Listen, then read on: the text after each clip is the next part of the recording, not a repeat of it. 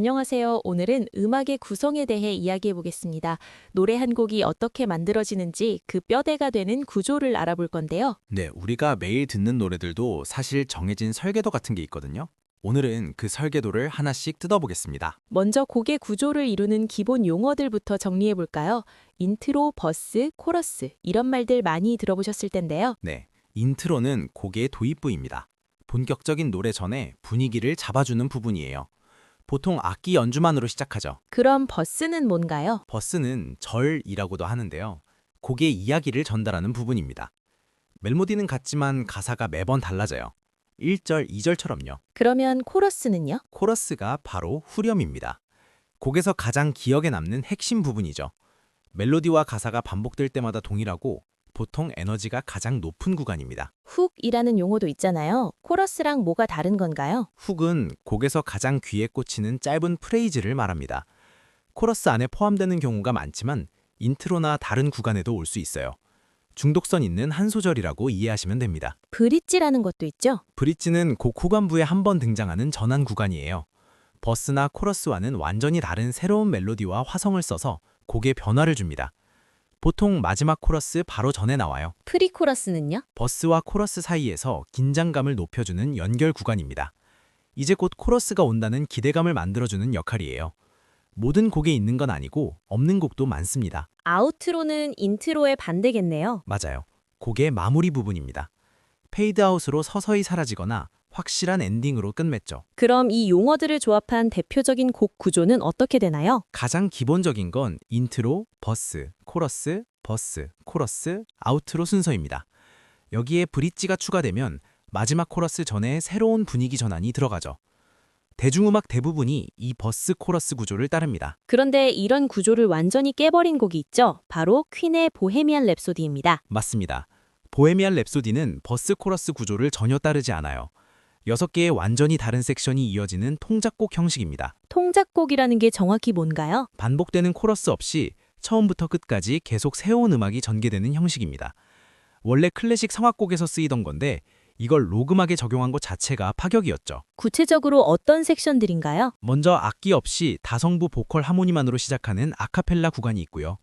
그 다음 피아노 반주 위에 서정적인 발라드, 기타 솔로, 그리고 갈릴레오를 외치는 오페라 구간, 공격적인 하드록, 마지막으로 다시 조용한 발라드로 마무리됩니다. 약 6분짜리 곡 안에 장르가 4-5번 바뀌는 거예요. 대중가요에서 이런 방식을 쓰면 기억에 안 남지 않나요? 맞아요. 후렴 반복이 없으면 뇌에 각인되기 어렵고 한 번 듣고 따라 부르기가 거의 불가능합니다. 그런데 보헤미안 랩소디는 누구나 알잖아요. 비결이 뭔가요? 각 섹션마다 자체 훅이 있다는 겁니다. 아카펠라의 Is This the Real Life, 발라드의 마마, 오페라의 갈릴레오, 하드록 파트, 그리고 아우트로의 Nothing Really Matters. 하나의 곡에 기억할 포인트가 5개나 있는 거예요. 멜로디나 코드는 섹션마다 통일성이 있나요? 거의 다 바뀝니다. 템포, 코드 진행, 멜로디, 음색까지요. 다만 곡 전체가 B플랫 장조를 중심으로 움직이고 감정의 서사가 고백에서 혼란, 분노, 체념으로 일관되게 이어집니다. 이 조성과 감정선이 통일감을 주는 거예요. 일반 대중가요는 반복으로 각인시키고 보헤미안 랩소디는 충격으로 각인시킨 거네요. 정확합니다. 다만 이 방식은 작곡 난이도가 극도로 높습니다. 각 섹션이 다 달라도 한 곡으로 느껴지게 만들어야 하니까요. 실패하면 그냥 산만한 곡이 되기 때문에 대중음악에서는 거의 시도되지 않아요. 그럼 일반적인 곡에서 멜로디는 몇 개가 적당한가요? 독립적인 멜로디는 2개에서 4개가 적정입니다. 버스 멜로디와 코러스 멜로디 최소 2개는 있어야 하고 브릿지까지 3개, 프리코러스를 넣으면 4개까지요. 5개 이상은 산만해질 위험이 큽니다. 훅은 어떻게 만들어야 기억에 남나요? 단순해야 합니다. 3개에서 7개로 구성하고 곡 안에서 최소 3번 이상 동일하게 반복해야 해요. 음역도 좁게, 리듬도 단순하게요. 훅마다 멜로디를 바꾸면 안 됩니다. 훅의 본질은 같은 것의 반복이에요. 단조로움을 피하려고 한두 음을 살짝 바꾸는 건 어때요? 어떤 구성에선 되고 어떤 구성에선 안 되나요? 네, 구성마다 확실히 다릅니다. 코러스와 훅은 변형에 가장 엄격해요. 반복할 때마다 동일해야 늘에 각인되거든요. 다만 마지막 코러스에서는 약간의 변형이 허용됩니다. 이미 패턴이 충분히 각인된 후니까요. 변형이 자유로운 구성도 있나요? 버스는 가사가 매번 바뀌니까 멜로디도 한두 음 조정하는 게 오히려 자연스럽습니다. 브릿지는 한 번만 등장하니까 비교 대상이 없어서 자유롭고요.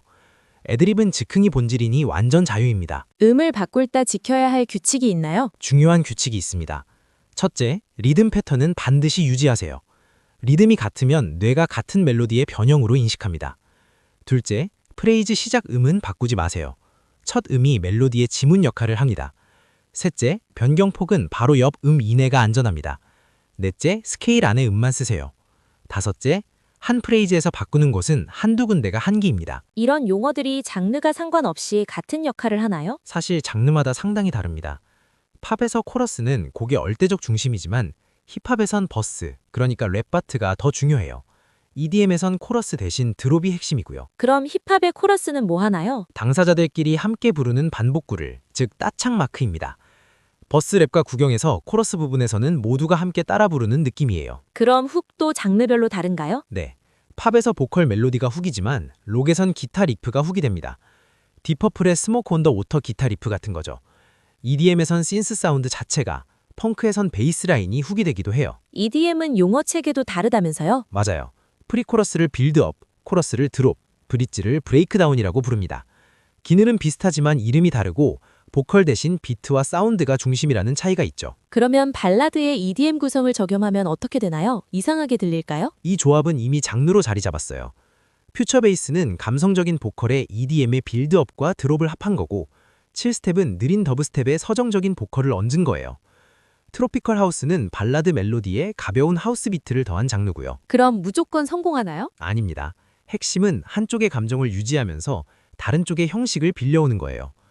슬픈 가시에 격렬한 드롭을 넣으면 감정이 모순되어 어색하고, 느린 템포에 갑자기 빠른 빌드업이 오면 템포가 충돌합니다. 장르를 먹을 때 규칙이 있나요? 세 가지입니다. 첫째, 감정, 템포, 사운드, 구조 중 한 번에 하나만 바꾸세요. 둘째, 전환 구간이 반드시 있어야 합니다. 갑자기 뚝 바뀌면 두 곡을 번갈아 듣는 느낌이에요. 셋째, 감정선이 일관돼야 합니다.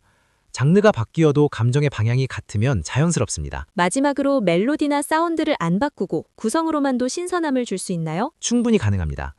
같은 멜로디, 같은 사운드라도 배치 순서를 바꾸면 완전히 다른 경험이 되거든요.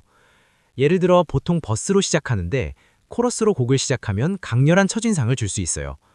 스트리밍 시대는 처음 15초 안에 훅을 들려줘야 스킵당하지 않거든요. 순서를 깨는 것만으로도 효과가 있군요. 네, 버스 다음에 코러스가 올 거라 예상하는데 버스를 한 번 더 반복하면 긴장감이 극대화됩니다. 코러스를 곡 전체에서 딱 한 번만 쓰면 희소성 때문에 오히려 더 기억에 남고요. 또 어떤 방법이 있나요? 섹션 길이를 바꾸는 거예요. 버스가 점점 짧아지면 가속감이 생기고 코러스가 점점 길어지면 감정이 폭발합니다. 아예 특정 섹션을 빼버리는 것도 효과적이에요. 아우트로 없이 마지막 코러스에서 딱 끊으면 강한 여운이 남죠. 거짓 구성이라는 것도 있다면서요? 네, 페이크아웃이라고 하는데요. 곡이 끝난 것처럼 조용해졌다가 다시 시작하는 페이크 엔딩이나 빌드업 절정에서 드롭 대신 정적이 오는 페이크 드롭 같은 거예요. 청취자의 예측을 의도적으로 속여서 놀라움을 줍니다. 다만 주의할 점이 있겠죠? 네, 구성을 아무리 파격적으로 바꿔도 멜로디와 리듬 같은 기본 재료는 친숙하게 유지해야 합니다. 재료는 같은데 레시피를 바꾸는 거라고 생각하시면 됩니다. 코러스 멜로디를 매번 바꾸거나 반복 요소가 전혀 없으면 그건 신선한 게 아니라 그냥 혼란스러운 곡이 돼버려요. 오늘 음악의 구성에 대해 깊이 있게 알아봤습니다. 곡의 기본 구조부터 보헤미안 랩소디 같은 파격 사례, 멜로디 규칙, 장르별 차이, 장르 혼합, 구성으로 신선함을 주는 방법까지 다뤘는데요. 결국 음악의 구성은 청취자의 뇌가 예측하고 만족하는 과정을 설계하는 작업입니다. 반복으로 친숙함을 주되 적절한 변화로 지루함을 피하는 균형. 그게 좋은 곡의 비결이에요. 내용이 유익하셨다면 구독과 좋아요 부탁드립니다. 많은 호응은 시리즈를 이어나가는 데 도움이 됩니다.